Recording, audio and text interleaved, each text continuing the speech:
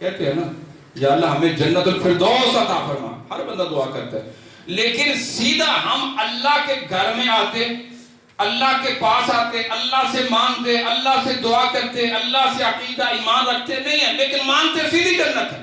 اللہ کہتا ہے اگر سیدھی جنت لینی ہے، اگر ان فرشتوں کا سلام لینا ہے، اگر ان کے سامنے کھڑے ہو کے استقبال کروانا ہے، اگر کچھ معاملات کرنے ہیں، تو پھر مومن بننا پڑے گا، پھر مواحد بننا پڑے گا، پھر مجاہد بننا پڑے گا، پھر میرے ان معاملات کو، میرے احکامات کو، میرے عمل کو اپنے اوپر لاگو کرنا پڑے گا۔ اگر تم وہ کر لو، زندگی بھی مزے والی ہو جائے گی اور آخرت بھی مزے والی بنا دوں گا۔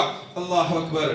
آج جو میں نے آیہ کریمہ آپ کے سامنے پڑھی ہے، اللہ تعالیٰ اس کے اندر بھی یہی ارشاد فرماتا ہے کہ تم جہاں بھی جاؤ، جہاں بھی جاؤ، جس سے ملاقات کرو، یا ایھا الذین آمنوا اذا لقیتم فئۃ فاثبتوا واذکروا اللہ کثیرا لعلکم تفلحون۔ کامیابی چاہتے ہو، کامرانی چاہتے ہو، تم دوسروں پر غلبہ چاہتے ہو، دوسروں کو اپنے نیچے ماتحت بنانا چاہتے ہو، تو پھر تمہیں 2 سے 3 کام کرنا پڑیں گے۔ سب سے پہلا مخاطب کن کو کیا؟ یا ایھا الذین، ایمان والوں کو، مواحدوں کو۔ یہ بات بھی یاد رکھیں، جب تک ایمان نہ ہو، اسلام نہ ہو، توحید نہ ہو، اللہ کی قسم اٹھا کے کہتا ہوں آپ کوئی اچھا عمل کر ہی نہیں سکتے، کوئی اچھا عمل نہیں کر سکتے۔ یہ اللہ کی توفیق ہوتی۔ اور پھر اس سے بڑا عمل کیا ہے، اس سے بڑی بات کیا ہے کہ اگر ایمان کے بغیر بیت اللہ بھی بنا دیا جائے، بیت اللہ بنانا کیا ہے؟ اچھا عمل ہے۔ حاجیوں کو پانی پلانا کیا ہے؟ اچھا عمل۔ ان کی خدمت کرنا اچھا عمل ہے۔ ستو گھول گھول کے پلانا اچھا عمل ہے، بہت اچھا عمل ہے۔ لیکن اللہ کہتا ہے کہ جب تک تمہارے اندر ایمان نہیں، توحید نہیں، جب تک تمہارے اندر میرا وہ بھیجا ہوا دین اسلام نہیں، تو تم بیت اللہ بھی بنا دو، حاجیوں کو پانی پلا دو، مسجد نبوی کی تعمیر، ترقی، آزائش، اس کو جناب خوبصورت سے خوبصورت بنا دو۔ اس کا مطلب کیا ہے؟ آج لوگ کہتے ہیں کہ وہ دیکھو جی یہودی، عیسائی، ہندو، فلاں فلاں جتنے بھی NGOs ہیں نا، وہ دیکھو جی انسانوں کے لیے کتنا بڑا کام کر رہی ہیں۔ ٹھیک ہے، اچھا کام کر رہی ہیں، بہت کام اچھا ہے، لیکن کرنے والے اچھے نہیں ہیں۔ ان کا طریقہ کام اچھا ہے، انسان کی خدمت۔ اصل میں نا یہ سارا مشن ہمارا تھا، یہ سارے کام ہمارے کرنے والے تھے۔ بھائی کو بھائی جاننا، اس کی مشکل گھڑی میں اس کی مدد کرنا، نصرت کرنا، اس کے لیے فلاح، ڈسپینسریاں، ہاسپٹل، میڈیکل کیمپ، اس کے لیے پارک، اس کے لیے روڈ، اس کے لیے پتہ نہیں کیا، یہ سارے ہمارے کام تھے۔ لیکن ہم پڑ گئے کسی اور کام میں، ہمارا سارا مشن اٹھا لیا انہوں نے۔ تو ہم نے اٹھا لیا ان کا مشن، جو چوری، ڈکیٹی، رہزنی، منشیات اور جناب قتل و غارت، فساد، فتنہ، جو کچھ ان کا کام تھا نا برپا کرنا، وہ اٹھا لیا مسلمانوں۔ آج ہر مسلم دوسرے مسلم بھائی کا قاتل ہے، آج ہر مسلم دوسرے بھائی کے مال کا ڈاکو، اور جناب وہ بنا ہوا ہے معاملہ اس کا۔ لیکن ہم اس بات کو چھوڑ کر اگر اس بات کی طرف آ جائیں کہ اللہ نے ہمیں کہا کہ اگر تم غلبہ چاہتے ہو، ایمان چاہتے ہو، تو پھر جو میں نے تمہیں کہا ہے نا کہ یا ایھا الذین آمنوا اذا لقیتم، جب بھی تم کسی سے ملاقات کرو، کسی سے ملاقات کرو، آپس میں ملاقات کرو، واذکروا اللہ، تو ذکر کس کا کرنا ہے؟ یاد کس کو کرنا ہے؟ اگر تم کافروں کے سامنے جاتے ہو، اگر تم بطور وفد کسی کے سامنے جاتے ہو، اذا لقیتم فئۃ فاثبتوا، فرمایا سب سے پہلے ملاقات کے دوران اپنے آپ کو ثابت قدم دکھانا، میں کون ہوں، اللہ میں کون ہوں، مسلم، مواحد، مجاہد۔ اپنی بات کو بدل لینا، اپنے رنگ ڈھنگ کو بدل لینا، اپنے نظام کو بدل لینا، اپنے موقف کو چینج کر لینا۔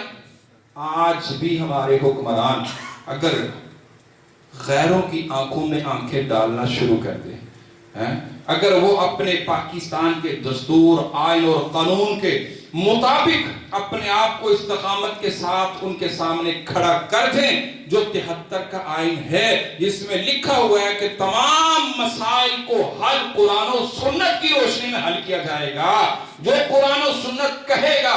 قرآن و سنت کیا کہتا ہے کہ جب کوئی دشمن تمہارے ملک پہ حملہ کر دے، جب کوئی دشمن تمہاری ریاست پہ حملہ کر دے، جب کوئی دشمن تمہارے کسی ایک فرد کو نقصان پہنچا دے، تمہارے اوپر بدلہ لینا بدلہ لینا فرض ہے. تو اگر آج جس طرح شاہ محمود قریشی نے چلو کھل کے نہیں کہا، دبے لفظوں میں کہا، میں آج اس دبے لفظوں پر بھی اس شاہ محمود قریشی کو خراج تحسین پیش کرتا ہوں کہ کم از کم اس نے یہ کہہ دیا کہ جناب اب پیمانہ جو ہے نا لبریز ہوتا جا رہا ہے، اب برداشت کی ہمت ٹوٹتی جا رہی ہے، ہمیں کچھ اور زبان میں بھی سمجھانا آتا ہے.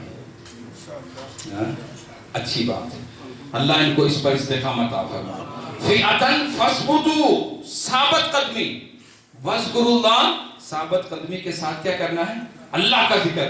اللہ کا ذکر کس انداز میں؟ یہ نہیں کہ وہاں پہ ہم نے جناب جس طرح آج ہم نے ہاتھوں میں تسبیحیں پکڑی ہوئی ہیں، اوپر سے باتیں کر رہے ہیں، نیچے سے منکے پہ منکا گرا رہے ہیں. نہیں، فَاثْبُتُوا وَاذْكُرُوا اللَّهَ، وہاں پہ ذکر کیا ہوگا؟ جس طرح جعفر بن طیار رضی اللہ تعالیٰ عنہ کافر کے سامنے گئے، اس حبشی کے سامنے گئے، اللہ اکبر، تو وہاں پہ جا کے اللہ کے قرآن کو سنایا اور وہ آیات سنائی جو ان کے دین کے مطابق تھی دعوت کے انداز میں، اور ساتھ جہاد والی آیات سنائی. یعنی دونوں اپنے پہلو دکھائے کہ وہ کیا کہتے ہیں، وہ کہنے والا بھی ایک شاعر ہے، وہ کہتے ہیں کہ ہم پھول بھی ہیں تلوار بھی ہیں، ہم پھول بھی ہیں تلوار بھی ہیں، عزت سے جیے تو جی لیں گے یا جام شہادت پی لیں گے. اگر پیار سے بات کرو گے تو ہم سے بڑا پیار دینے والا، امن کی بات کرو گے تو ہم سے بڑا کوئی امن والا، اگر دہشت کی بات کرو گے تو اللہ نے جو دہشت، جو قوت، جو طاقت، جو ایمان، جو اسلام، جو توحید، جو مشن، جو منہج مجھے دیا ہے، کائنات کے اندر کسی اور کو دیا نہیں.